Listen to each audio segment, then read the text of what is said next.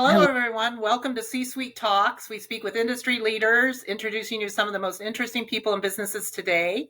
We're focused on women, money, and power, as well as diversity in all areas. Welcome to C-Suite Talks. I'm Beth Hilbing, co-CEO with... Hi, I'm Dianne Grubin, co-CEO along with Beth. Welcome. So today we're speaking with Marcia Dawood, and Marcia is a C-Suite member, so thank you for that. But Marcia is just such an accomplished woman. She's an early stage investor who serves on the Securities and Exchange Commission, Small Business Capital Formation Advisory Committee. She also is a venture partner with Mindshift Capital, a member of Golden Seeds, and the chair emeritus of the Angel Capital Association, a global professional society for angel investors. She is also an author of Do Good While Doing Well, Invest for Change, Reap Financial Rewards, and Increase Your Happiness, which will be released September 2024, which is one of the reasons why we're also doing this podcast today, so she can talk about that. And go buy a book, everyone. She's also an associate producer of the award-winning documentary Show Her the Money. And if you haven't seen that, go out to the website, download the trailer, watch it, and then look for an area near you as Catherine and the team makes their way across country in 100 showings. She's also an accomplished TEDx speaker and the host of the Angel Next Door podcast. Marcia walks the talk and holds investments in over 50 early stage companies and funds. She is committed to expanding support for diverse companies that overcome the world's biggest problems and accelerate positive change. She is passionate about bridging the gap from early stage inception to building thriving, profitable companies. Welcome, Marcia. Thank you. Thanks for having me. Oh, gosh, we're so excited. So, Marcia, you've got this amazing journey. Well, let's talk about investing first. How can we invest in the changes we want to see in the world?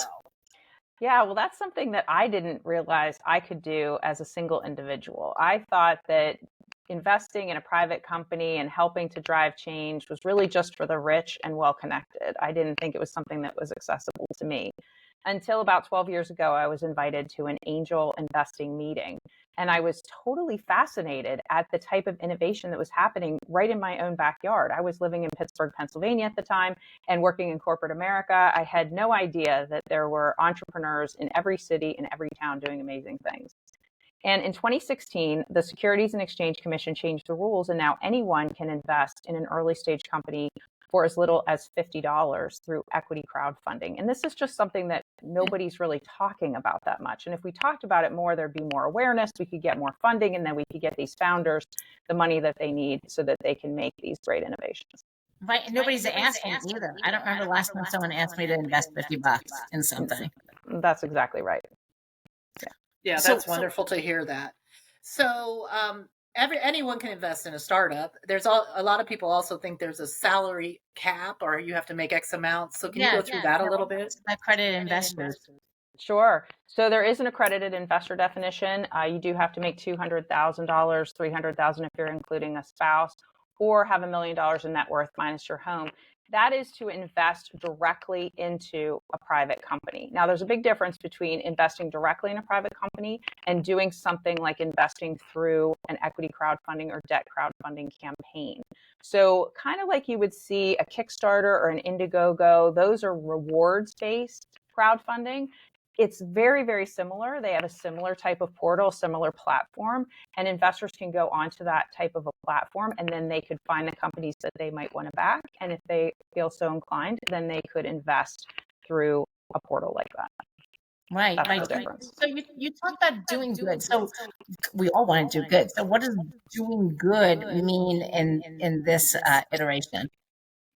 Sure. So doing good is we all want to feel like we've contributed to society. And I know when I was growing up, I thought, oh, well, in order to do good, that meant that I had to donate to charity. And I absolutely encourage everybody to continue donating to charity. Charities do not get as much money as they need.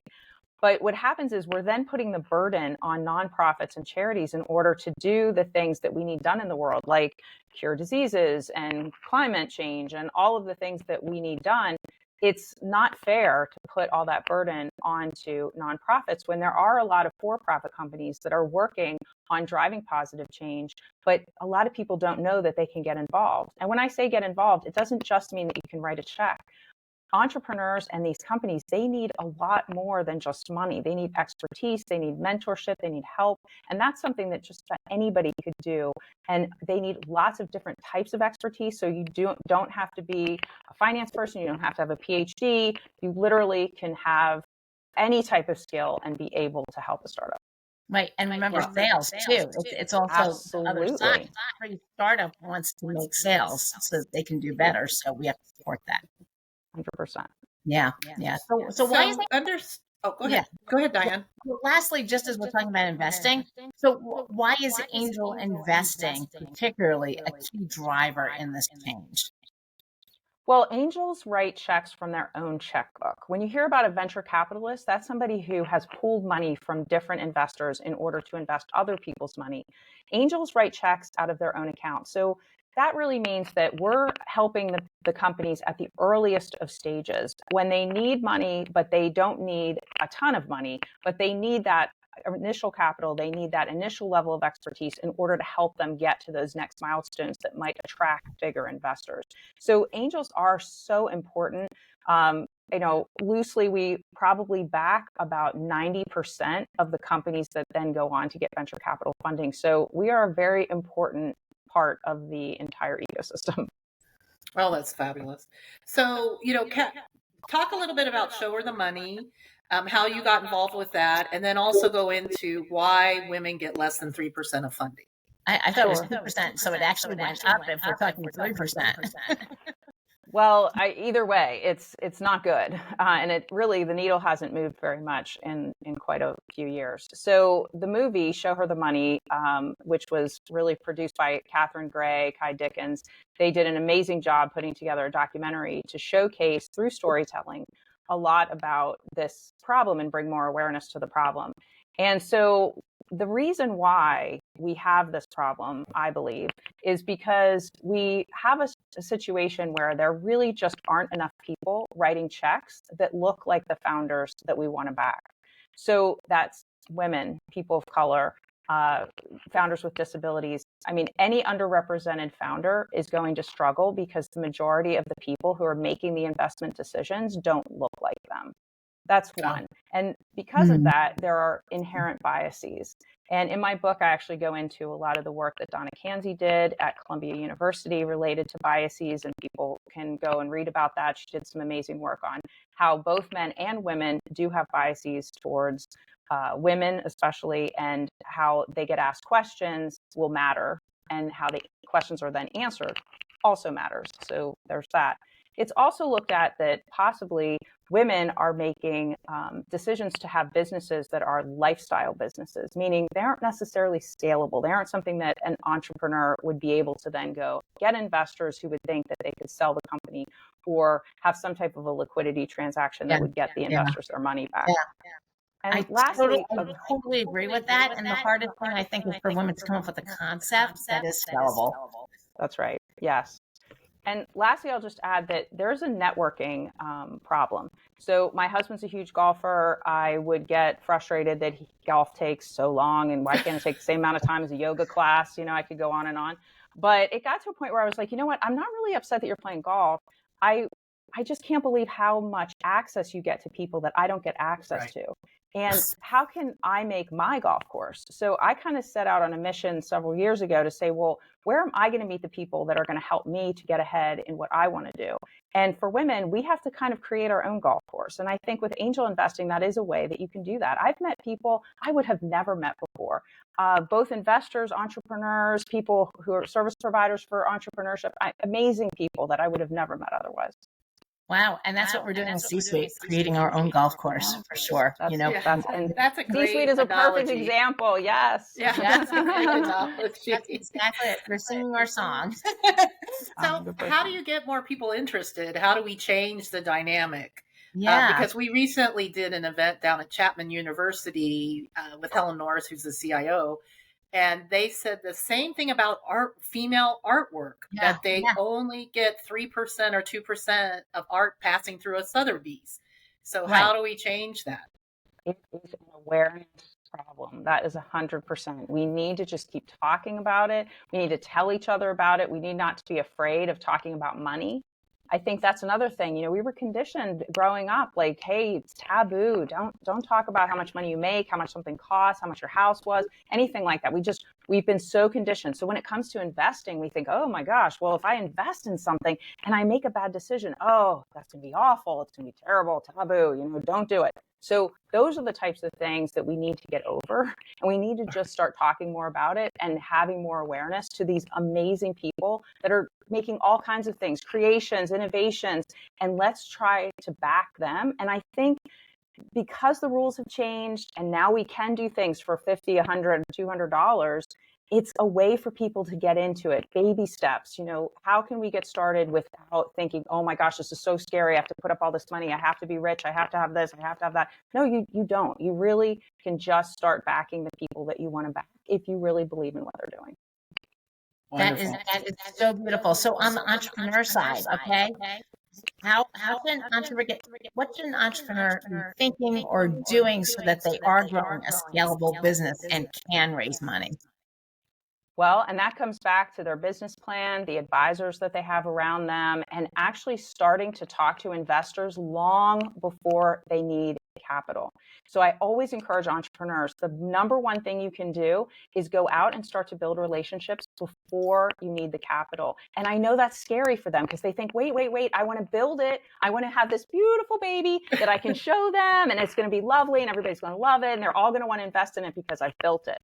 Well, no, we really want to see how you're building it, what you're doing, how we can help you, all of those things so that you can then get to a point where the relationships are built. And when you need the capital, it's kind of like, okay, this makes sense because we know you, we know what you're building, and we've helped you to figure out what is that scalable thing that's going to attract investors.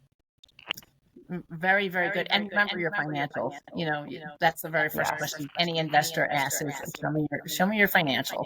So you got to, I think, start with that end in mind. Of course, yeah. Always. What do the investors worry about, and what type of returns do the investors want to see? Yeah, co-founder or no co-founder? For $100, if you're putting in a token amount, what are you looking for? Right. Well, if you're putting in very small dollar amounts, you may expect a 2 to 3 to 4x return on your money. If you put in $50, do not expect $1 million return. That's not going to happen. Okay.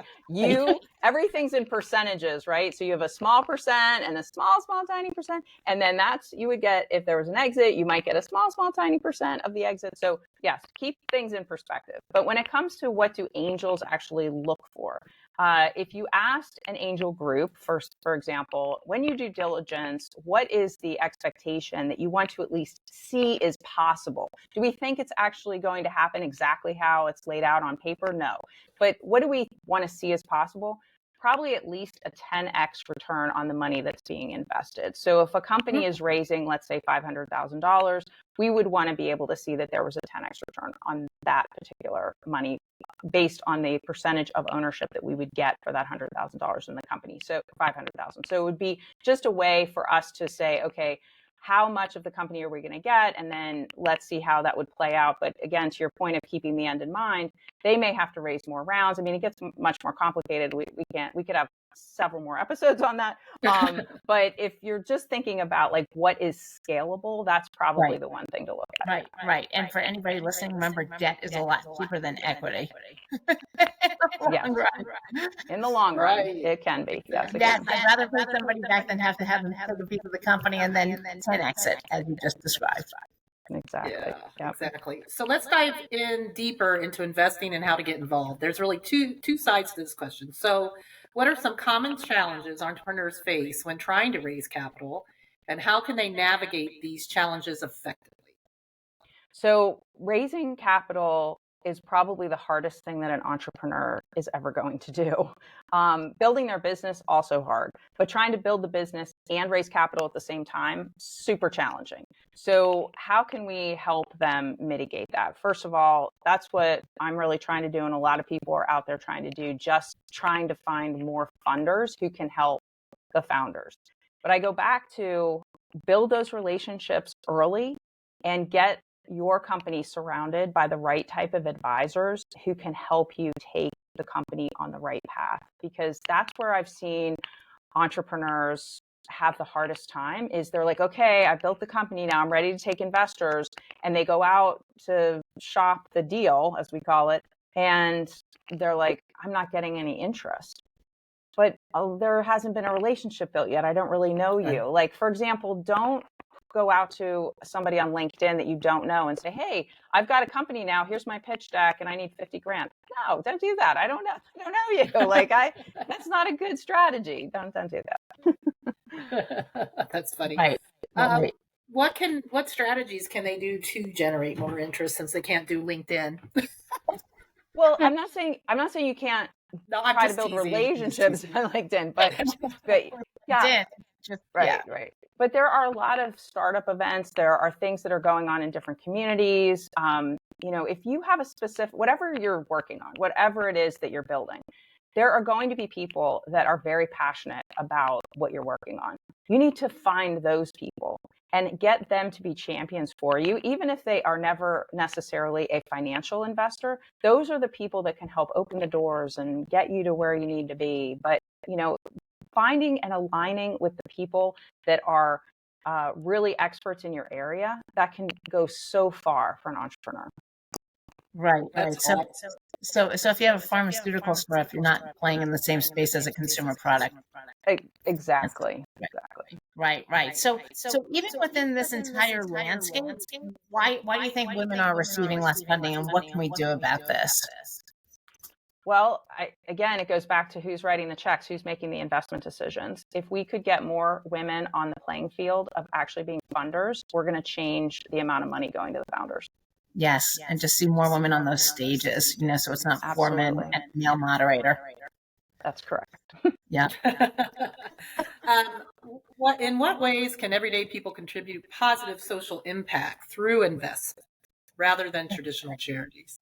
Right, because the charities are all over, and we want to help the animals, and we want to do the political, and we want to do that. So then how do you break through the noise so that your company is financed? Right, and of course you want to be able to help with investing. And if you want to invest in companies, as we talked about, there's lots of ways that you can do that. And there's probably an angel group or an angel fund in your area.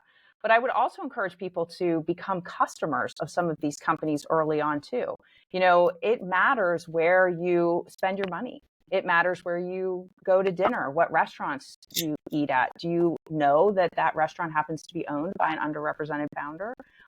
Or where are you buying your clothing, your shoes? I mean, there's a lot of things that you can do with how you actually use your money, not necessarily just for investment, that can really matter to these startup companies. And follow them on social media too. Yeah, or bigger companies too. Ever since the Exxon Valdez, I still won't buy Exxon. Just won't do it. Yep. Next gas station. That's probably good. So let me ask you this, Marcia. Let's talk about your book. So hold that book up. Yeah. Tell us how you decided to write it, and a little bit about your journey to getting published. Yeah. And what's it called again? Put it back up for that. So do good while doing well. We'll put the links in the show notes. And it's all about why someone would be an angel investor. So if I wanted to make the title so that people would look at it and say, wait, I want to do good and do well. Because if it said something like become an angel investor, people would be like, what? That's not for me. But it is for everyone. It could be for everyone if they really wanted to become a part of being the change that they want to see in the world. So that's really what prompted me to write the book. In 2022, I spoke at TEDx Charlotte. And I had an 11-minute speech, and I had people afterward who said, wow, we're really inspired. We want to become, involved with entrepreneurs, but we have no idea how to get started. And you only told us something that lasted 11 minutes. So can you expand? you know? So I was like, okay, so maybe we need a book. And then, so the book comes out September 10th, and then there will be a workbook that will go with it. And the workbook goes into all kinds of details about how do you feel about money? How can you learn about what a pitch deck looks like? How can you actually get started in your community? Lots of fun things like that. That sounds awesome. I can't wait to buy it myself. Wow. Yeah. So tell us how people find you.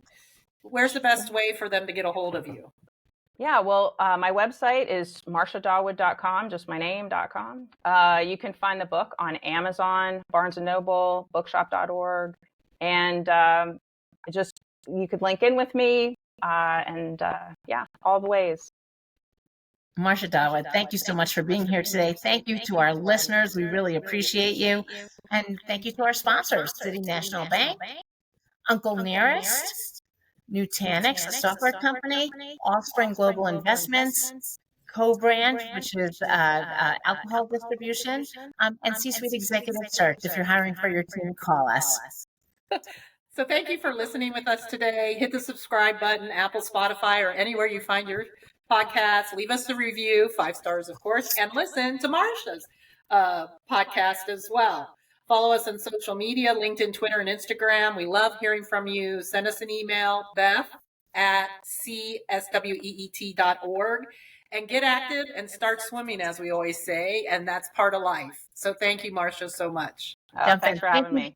It was fun. Thank you, Marcia. Thank you.